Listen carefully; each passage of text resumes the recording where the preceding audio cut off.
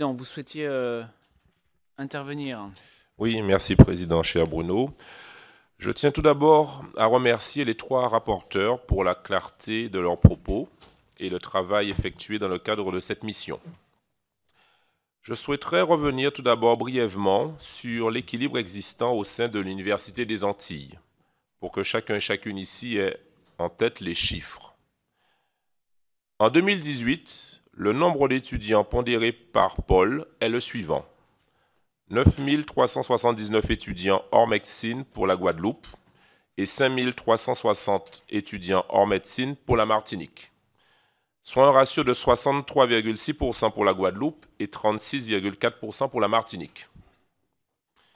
Le nombre de personnels administratifs, techniques et des enseignants-chercheurs s'élève à 550 en Guadeloupe et 423 en Martinique.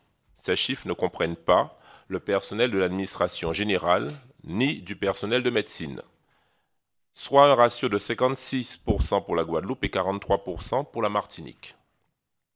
Concernant les surfaces bâties qui relèvent des pôles, elles s'élèvent à 50 497 m² pour la Guadeloupe et 30 729 m² en Martinique, hors administration générale et services communs, soit un ratio de 62% pour la Guadeloupe et 38% pour la Martinique. Enfin, la répartition des moyens entre les pôles régionaux s'élève annuellement en fonction des variations du nombre d'étudiants, des enseignements dispensés et des activités de recherche sur chacun des pôles, soit 66,36% pour le pôle Guadeloupe et 33,64% pour le pôle Martinique. Je tiens également à rappeler la qualité de l'enseignement délivré au sein des universités des Antilles. Les pôles de Martinique et de Guadeloupe, qui délivrent des formations diverses et complètes, permettent chaque année de former des étudiants compétents et ingénieux.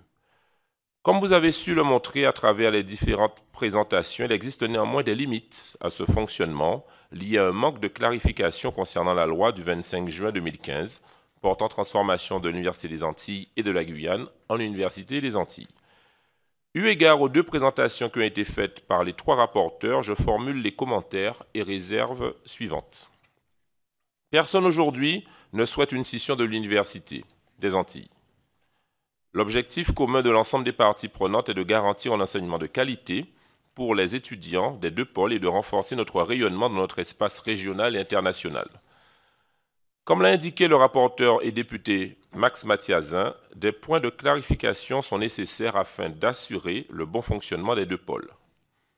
Il est important de faire vivre l'université avec la loi du 25 juin 2015.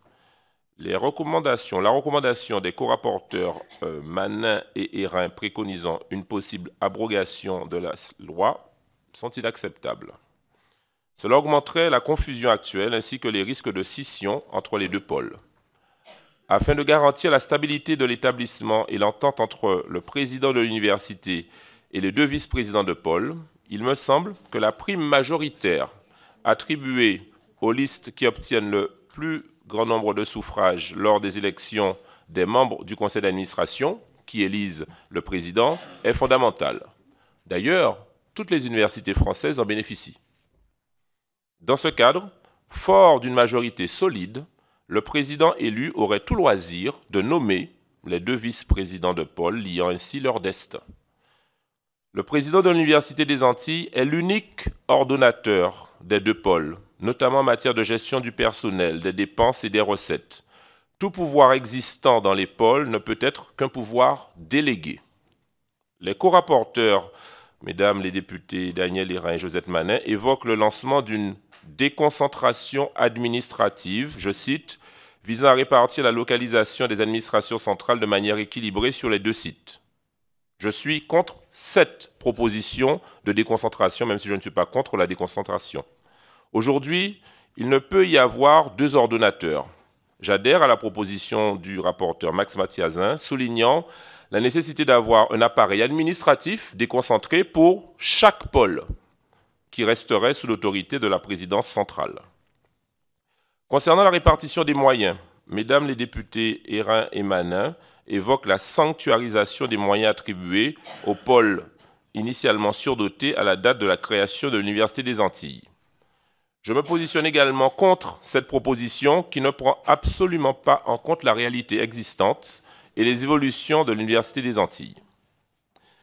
Et enfin, dans la résolution de ces difficultés, et là nous sommes tous et toutes d'accord, j'appelle vivement maintenant le ministère de l'Enseignement supérieur et de la Recherche à prendre toutes ses responsabilités et toute sa part dans le processus de rééquilibrage nécessaire afin d'avoir une université des Antilles fonctionnelle et performante. Cet objectif final ne doit en effet pas passer par un déséquilibre entre les deux pôles. J'ai pleinement confiance en l'intelligence collective afin de parvenir à une résolution pérenne de ces dissensions. Merci beaucoup. Chers collègues, nous allons passer au